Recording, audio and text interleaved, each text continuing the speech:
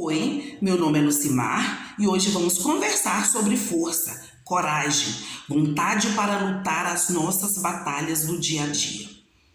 Vamos vivendo o nosso dia a dia com tantas batalhas, tantas atribulações, tantos tormentos que passamos a achar que estamos travando as nossas batalhas sozinhos. Pior um pouco quando recorremos a outro ser humano e não conseguimos ajuda, até mesmo somos desprezados, somos até defraudados. Nossa confiança cai a nível zero e passamos a desconfiar de tudo e de todos, inclusive e principalmente de Deus. Daí ouvimos uma história como esta. Então, o anjo do Senhor lhe apareceu e lhe disse: "O Senhor é contigo, homem valoroso." Mas Gideão lhe respondeu: "Ai, Senhor meu, se o Senhor é conosco, por que tudo isso nos sobreveio? E que é feito de todas as suas maravilhas que nossos pais nos contaram, dizendo: não nos fez o Senhor subir do Egito? Porém agora o Senhor nos desamparou e nos deu nas mãos dos medianitas." Então o Senhor olhou para ele e disse: "Vai nesta tua força e livrarás a Israel das mãos dos medianitas. Porventura não te enviei eu?" E ele lhe disse: "Ai, Senhor meu, com que livrarei a Israel? Eis que a minha família é a mais pobre de Manassés, e eu, o menor da casa de meu pai." E o Senhor lhe disse: "Porquanto eu hei de ser contigo, tu ferirás os medianitas como se fosse um homem só." Isto está escrito em Juízes 6, de 12 a 16. A história de Gideão não é muito diferente da nossa história, pois a maioria de nós se sente despreparado para o chamado que Deus nos fez. Nós nos sentimos despreparados para a vida, principalmente pelo engano. Achamos que quando Deus nos chama, precisamos saber alguma coisa. Pensamos que precisamos ter força para vencer. Achamos que devemos saber como é ser bons pais, bons irmãos, bons filhos, bons amigos, bons maridos, boas esposas. Porém, ninguém o sabe. Isso é uma construção do dia a dia. É uma base que vamos fazendo quando paramos para ouvir as pessoas e prestamos atenção em suas necessidades físicas, materiais e espirituais. Achamos que vamos usar nossa própria força, nosso próprio conhecimento. Mas o anjo do Senhor falou a Gideão no versículo 12: "O Senhor é contigo." E como Gideão pensamos: sim, o Senhor é comigo, mas tem o Senhor e também tem eu.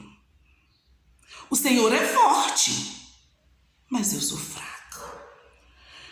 O Senhor pode todas as coisas e eu não posso nada. Até oramos parecido com o que Gideão orou: "Senhor, minha família é a mais pobre da região e eu sou o menos preparado de todos os teus filhos."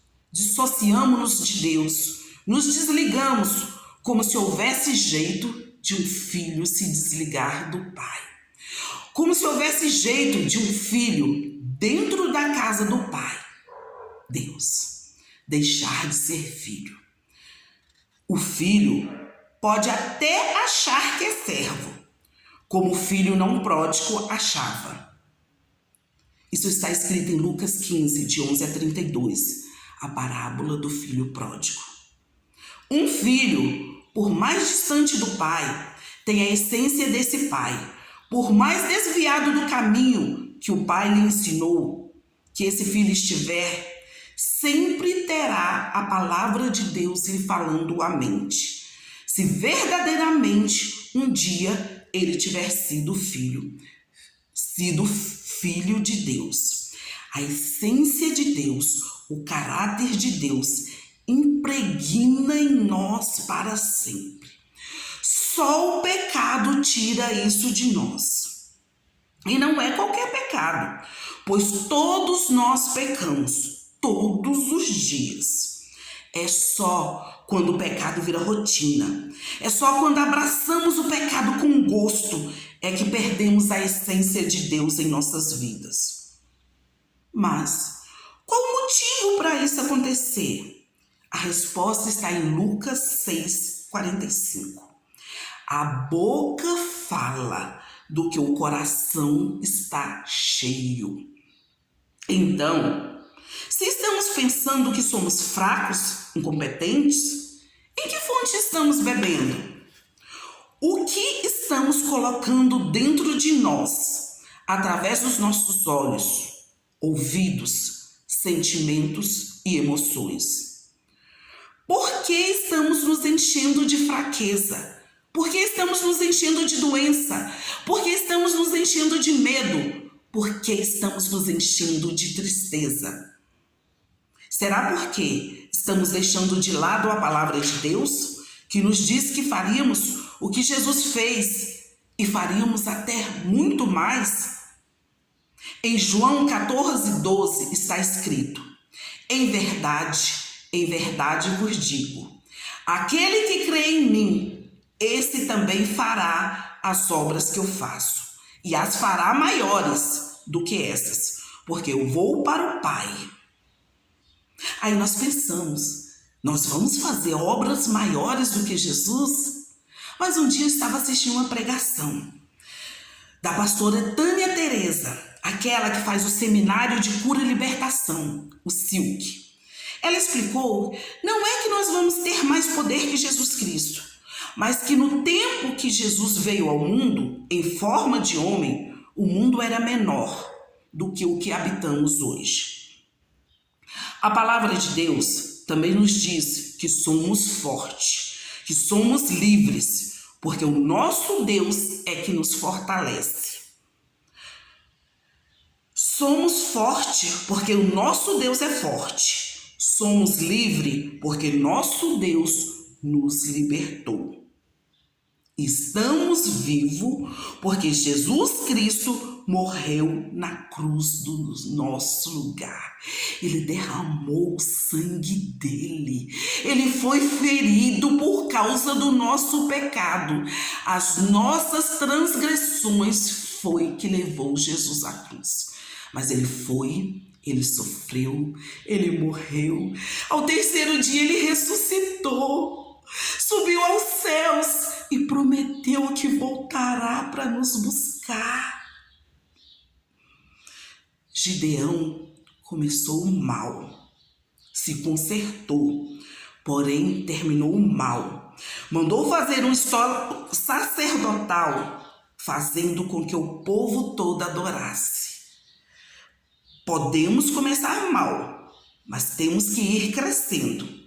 De oração em oração, de leitura em leitura da palavra de Deus, de sermão em sermão que ouvimos sobre a palavra de Deus.